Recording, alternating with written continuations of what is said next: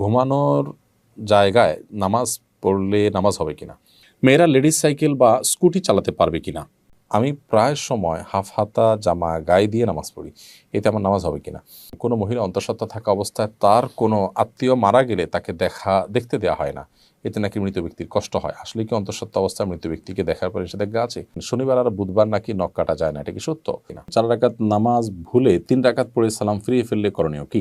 ফেসবুকে আমার সন্তানের ছবি পোস্ট করি, অনেকে নিষেধ করে, বলে এর মাধ্যমে নাকি নজর লাগতে পারে, আসলে কি নজর লাগে? এতে কি বাচ্চা ক্ষতি হতে পারে? সিগারেট খেয়ে নামাজে গেলে নামাজ হবে কিনা? কাউকে ভালোবাসলে তাকে পাওয়ার জন্য কি আল্লাহর কাছে দোয়া করা যাবে? ভাই, ব্যাংক থেকে পাওয়া সুদ কোথায় দিতে হবে? আমরা জানি অ্যালকোহল সমৃদ্ধ খাবার খাওয়া নিষিদ্ধ, কিন্তু ব্যবহারের জন্য উপাদান হিসাবে থাকলে সেসব প্রসাধনী ব্যবহার করা জায়েজ হবে কিনা, যেমন লোশন, ক্রিম বা স্নো। কেউ যদি কারো হারাম বা অবৈধ সম্পর্কে সাহায্য করে, সাহায্যকারীর কি গুনাহ হবে? আশরাফুল আহমেদ আপনি লিখেছেন, সিগারেট খেয়ে নামাজে গেলে নামাজ হবে কিনা। ভাই আশরাফুল, আপনি ধূমপান করেছেন, অবশ্যই সেটা একটি অপরাধ, গুনাহের কথা। আবার সেটা খেয়ে পান করে আপনি যদি নামাজে যান, তাহলে সেক্ষেত্রে মুখের যে দুর্গন্ধ আছে, সেই দুর্গন্ধে কোনো মানুষ ক্ষতিগ্রস্ত হতে পারে, সেই জন্য কোনো মানুষের কষ্ট হতে পারে, সেই জন্য এটি নাজায়েজ কথা। অর্থাৎ আপনি ধূমপান করলেন, ধূমপান করে সেটা মসজিদে মুসল্লিদের কষ্টের কারণ হলে সেটি গুনাহের কথা। কিন্তু সেই সাথে আপনাকে এও মাথায় রাখতে হবে, যদি আপনি ধূমপান করেন এবং ধূমপান করার পর মসজিদে গিয়ে নামাজ পড়েন, তাহলে সেক্ষেত্রে নামাজটা হয়ে যাবে। তবে এক্ষেত্রে আপনার যেটা করা উচিত সেটা হলো যে ধূমপান তো ছেড়ে দেওয়া উচিত। ধূমপান করাটাই তো গুনাহের কথা। আপনি সেটা ছাড়তে পারছেন না আপাতত, তাহলে সেক্ষেত্রে নামাজ ত্যাগ করবেন না। নামাজ আপনাকে ঠিকই পড়তে হবে, তবে নামাজের আগে মসজিদে যখন যাবেন বিশেষ করে বা নামাজ দাঁড়াবেন, তখন আপনি মুখ ভালো করে পরিষ্কার করে অন্তত দুর্গন্ধ দূর করার উদ্যোগ নিয়ে তারপর নামাজ যাবেন, মসজিদে যাবেন। রাজু ইসলাম রাজু লিখেছেন, কাউকে ভালোবাসলে তাকে পাওয়ার জন্য কি আল্লাহর কাছে দোয়া করা যাবে? ভাই রাজু ইসলাম, কাউকে যদি আপনি ভালোবাসেন, কাউকে পছন্দ করেন, বিয়ের আগে যে পছন্দ করাটা, এই পছন্দ করা এক জিনিস আর ভালোবাসা আরেক জিনিস। পছন্দ করলেন, সেটিতে হতেই পারে, তাহলে আল্লাহর কাছে বললেন যে আল্লাহ অমুককে আমার কাছে দিনদার মনে হয়, আমি তাকে পেতে চাই। আপনি দোয়া করতে পারেন, কিন্তু তার চেয়ে উত্তম দোয়া, আদর্শ দোয়া হলো যে আল্লাহ যদি তাকে পাওয়ার মধ্যে আমার কল্যাণকর হয় আপনি ব্যবস্থা করে দিন, আর না হলে আমার মন থেকে তাকে দূর করে দিন। এটি হলো সবচেয়ে আদর্শ দোয়া, সবচেয়ে সঠিক দোয়া। কারণ আপনি যাকে পাওয়াটাকে গুরুত্বপূর্ণ মনে করছেন, ভালো মনে করছেন, তাকে পাওয়াটা গুরুত্বপূর্ণ নাও হতে পারে, আপনার জন্য বরং ক্ষতিকরও হতে পারে, সেই বিষয়টি আমাদের মাথায় থাকতে হবে। আর বিবাহের আগে এই তথাকথিত ভালোবাসা কারোর প্রতি, এটা হারাম। অতএব পছন্দ হওয়া কোনো কারণে তার সম্পর্কে জানলেন, জানার সুযোগ হয়েছে, কাকতালীয়ভাবে জেনেছেন, সেই জায়গা থেকে আপনি তাকে পছন্দ করেন, সেটা ভিন্ন বিষয়।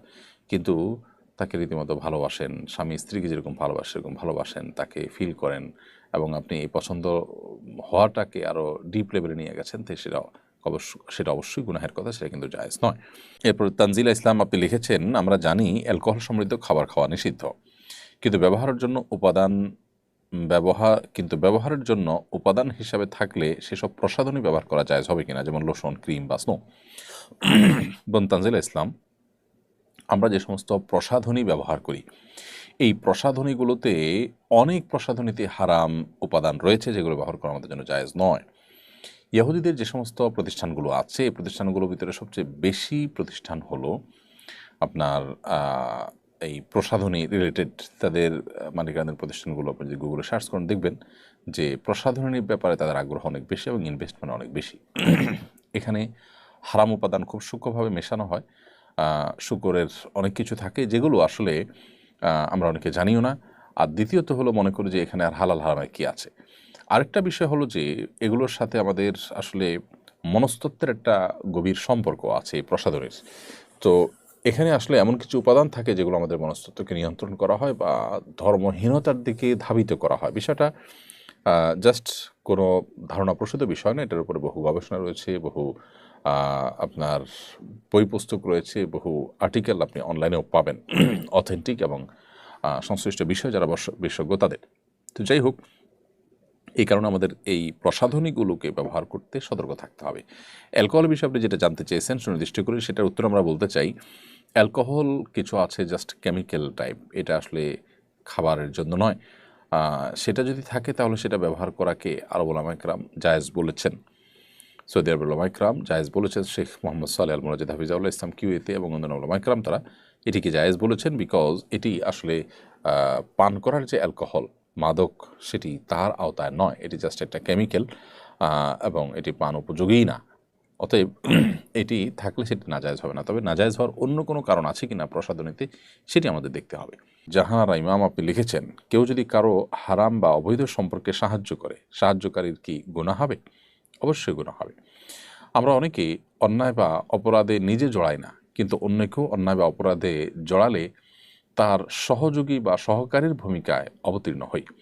যেমন আপনার পরিচিত কেউ অবৈধ রিলেশন করেছে, হারাম সম্পর্ক করেছে, আপনি তাকে তার সেই সম্পর্ক স্থাপন করবার জন্য চিঠি আদান প্রদান বা তথ্য আদান প্রদান বা অন্য কোনো কাজে আপনি ভায়া ভূমিকার যে আপনার ভায়ার যে ভূমিকা সেটা পালন করলেন। কোনো প্রকার প্রত্যক্ষ কিংবা পরোক্ষ মদত বা সহযোগিতা আপনি করলেন, এটি যদি আপনি করেন তাহলে সেক্ষেত্রে আপনি অবশ্যই গুনাহগার হবেন। কারণ নবী করিম সাল্লাল্লাহু আলাইহি সাল্লাম বলেছেন আমাদেরকে সৎ কাজে একে অন্যের সহযোগী হতে। আবার একইভাবে তিনি বলেছেন মান সান্না সুন্নাতান সাইয়্যাহ, যে ব্যক্তি কোনো খারাপ কাজের উদাহরণ সৃষ্টি করলো বা ধারা সৃষ্টি করলো, ফালাহু উইজরুহা ওয়া উইজরু মান আমিলা বিহা, তাহলে যে ব্যক্তি তার এই ধারা শুরু করার মাধ্যমে যত মানুষ খারাপ কাজ করলো তাদের সবার দায়ভার তাকে নিতে হবে। তো আপনি এখানে একজন একটা খারাপ কাজ করবে সেটার যদি ধারা চালু করার ক্ষেত্রে ভূমিকা রাখেন সেক্ষেত্রে দায়টা আপনার আসবে। এছাড়া সূরা মায়েদার ২ নম্বর আয়াতে আল্লাহ রাব্বুল আলামিন বলেছেন ওয়ালা তাআওয়ানু আল ইসমি ওয়াল উদওয়ান, তোমরা পাপ এবং সীমালঙ্ঘনের কাজে গুনাহের কাজে কেউ কারো সহযোগী হবে না। অতএব আপনি নিজে পাপ না করলে অন্য কেউ পাপ বা অপরাধ করলে সে কাজে আপনি সহযোগিতার ভূমিকায় বা সহযোগীর ভূমিকা আপনি অবতীর্ণ হতে যাবেন না। ফেসবুকে আমার সন্তানের ছবি পোস্ট করি, অনেকে নিষেধ করে, বলে এর মাধ্যমে নাকি নজর লাগতে পারে। আসলে কি নজর লাগে? এতে কি বাচ্চা ক্ষতি হতে পারে? হ্যাঁ, বদনজরের বিষয়টি সম্পর্কে নবী সাল্লাল্লাহু আলাইহি ওয়াসাল্লাম হাদিস রয়েছে, আল আইনু হাক্কুন, বদনজর এটি সত্য।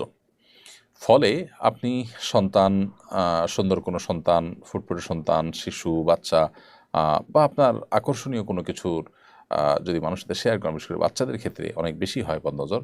মানুষের এই জাতীয় বিষয়ে বদনজর এটি সত্য। বদনজরের কীভাবে ক্ষতি হয় বা এটা টেকনোলজিটা কি, আল্লাহ তাআলা ভালো জানেন।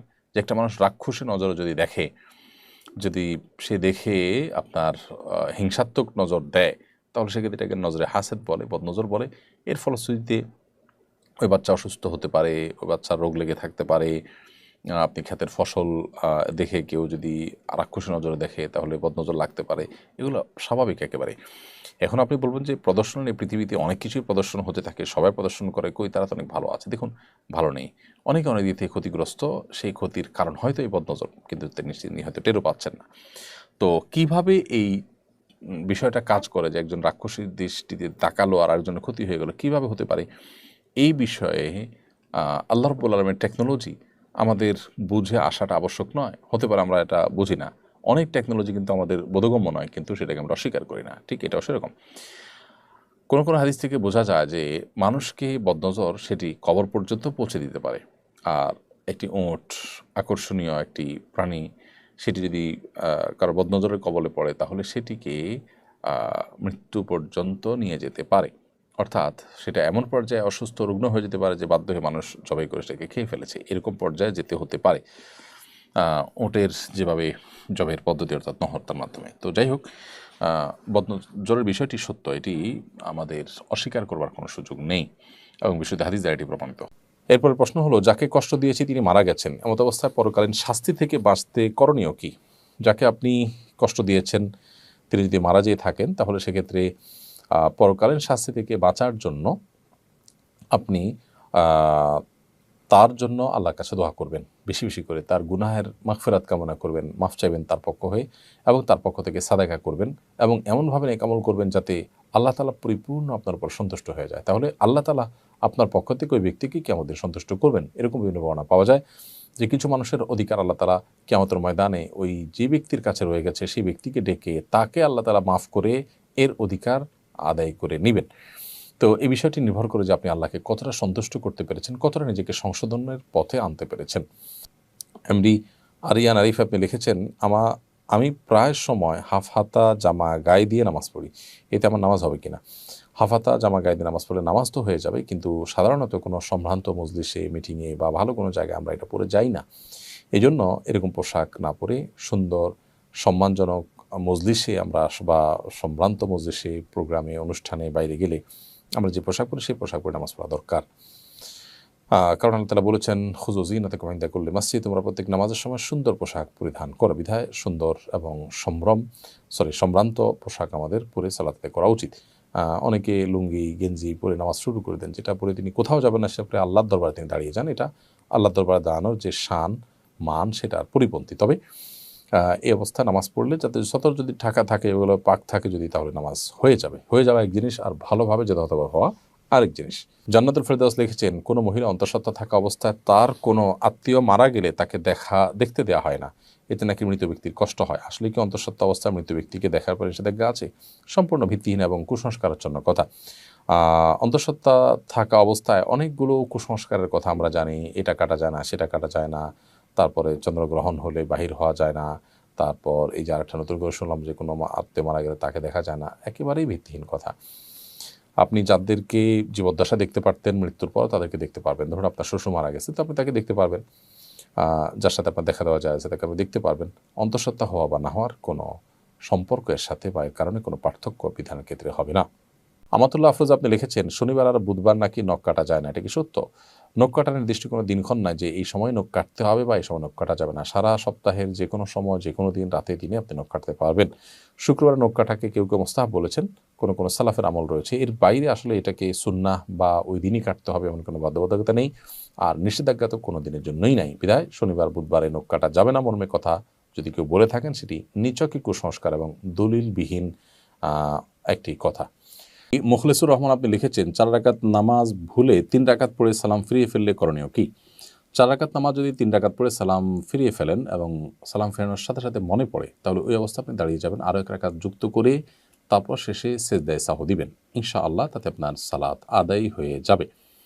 যদি সালাম ফেরানোর পর কথাবার্তা বলেছেন, উঠা বসা করেছেন বা সালাত ভঙ্গকারী কোনো কিছু হয়েছে, হাঁটাচলা করেছেন, এরপরে আপনার মনে পড়েছে, তাহলে ওই সালাত পুনরায় আপনাকে আদায় করতে হবে। অর্থাৎ হাঁটাচলা করেছেন, উঠা বসা করেছেন, কথাবার্তা বলেছেন, এরপর আবার 1 রাকাত প্লাস করে সেজদা সাহু দিলে কিন্তু আর হবে না। 4 রাকাত সালাত আদায় করেছেন, 4 রাকাত সালাতকে 3 রাকাত আদায় করেছেন, করে সালাম ফেরানোর সাথে সাথে মনে পড়লো বা সালাম ফিরিয়েছেন, কোনো সালাত ভঙ্গকারী আর কোনো কাজ করেননি, মনে পড়েছে, তাহলে তৎক্ষণাৎ তার সাথে আরও 1টি রাকাত যুক্ত করে সেজদা সাহু দিবেন, সালাত হয়ে যাবে ইনশাআল্লাহু তাআলা। মেয়েরা লেডিস সাইকেল বা স্কুটি চালাতে পারবে কিনা? মেয়েরা লেডিস সাইকেল বা স্কুটি যদি চালান নিজস্ব অঙ্গনে, ধরুন তার বাংলোতে, তার বাড়ির এরিয়াতে, তার এমন কোনো জায়গাতে যেখানে আসলে পরপুরুষের দৃষ্টিতে তিনি গোচর হচ্ছেন না, তাহলে সেক্ষেত্রে সেটি জায়েজ হতে পারে। একটি জিনিস আমাদের এখানে ক্লিয়ার করা দরকার, সেটা হলো যে মা বোনদের পর্দার বিষয়টিকে ইসলাম সবচেয়ে গুরুত্বের সাথে দেখে। যদি কোনো মা বোন এমন কোনো কাজ করেন যেটা তার পর্দার জন্য সমস্যা হবে, সেটা কাজটা ইটসেলফ হালাল হলেও, বৈধ হলেও, সেটা তার জন্য তখন আর করা জায়েজ হয় না। ধরুন পাবলিক প্লেসে কিংবা সাধারণ যে রাস্তাঘাট, সেখানে তিনি সাইকেল বা স্কুটি চালিয়ে যাচ্ছেন। এখানে আল্লাহ রাব্বুল আলামিন তাকে যে শরীরের কাঠামো দিয়েছেন, সাইকেল বা স্কুটি যদি চালাতে যান তিনি, তাহলে সেক্ষেত্রে নানাভাবে তার সে প্রাইভেসি লঙ্ঘন হবে, তাকে নিয়ে কেউ বাজে চিন্তা করার স্কোপ পাবে এবং তার যে ব্যক্তিত্ব সেটার একটু হলেও হানি বা আঘাত ঘটবে। যার কারণে এই সমস্ত জায়গাগুলোতে আপনি পর্দাশীলতা মেনটেন করে এটা করতে পারছেন কিনা, সেটা হলো মূল বিষয়। সাধারণত এরকম অবস্থাতে আপনার স্কুটি বলেন, বাইসাইকেল বলেন, জাতীয় কোনো কিছু চালানো সম্ভবপর হয় না পরিপূর্ণভাবে নিজের পর্দাপোশিতাকে মেনটেন করে। অতএব এই অবস্থাতে এটি কিন্তু জায়েজ হবে না। আর যদি আপনি এমন কোনো ওয়ে বের করেন যে অনেক ঢোলাঢালা পোশাক কাপড় পরেছেন, সেখানে আবার পিছিয়ে পড়ে আপনি দুর্ঘটনার শিকার হবেন না, নানাভাবে যদি আপনি নিজের পর্দাকে নিশ্চিত করতে পারেন, তাহলে মৌলিকভাবে এটি কোনো নাজায়েজ বা হারাম কাজ নয়। এমনি আমজাদ হোসেন আপনি লিখেছেন, ঘুমানোর জায়গায় নামাজ পড়লে নামাজ হবে কিনা? যে জায়গাটা আপনি ঘুমিয়ে থাকেন বা শুয়ে থাকেন বা যেটা আপনার শোবার ঘর, শোয়ার জায়গা, সেখানে নামাজ পড়েছেন, যদি পবিত্র হয়, পাক হয়, নামাজ হয়ে যাবে, কোনো অসুবিধা নেই। তবে নামাজের যাতে মনোযোগ থাকে সেরকম জায়গা থাকা উচিত। ধরুন সেখানে ঘুমানোর জায়গা, সেখানে হয়তো কালারফুল নানা বিছানা টিছানা আছে, সেটা আপনার মনোযোগ নষ্ট হতে পারে। এরকম হলে সেখানে বিছানা বিছিয়ে নেবেন, জানামাজ বিছিয়ে নেবেন বা এমন কিছু বিছিয়ে নেবেন যা আপনার মনোযোগকে